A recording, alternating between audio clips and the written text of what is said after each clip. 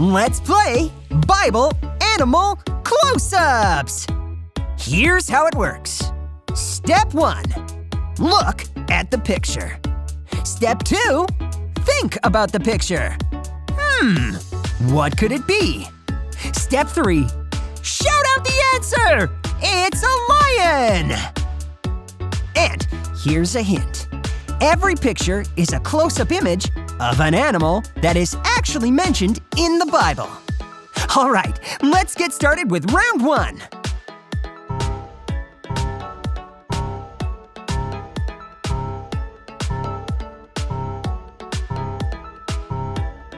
Time's up! Did you figure it out? It's a donkey! Let's move on to round 2. Ooh, what do you think it is?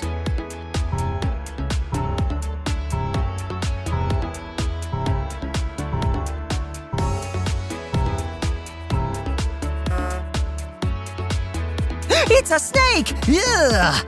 Does anybody know a snake's favorite school subject? History. Okay, time for round 3.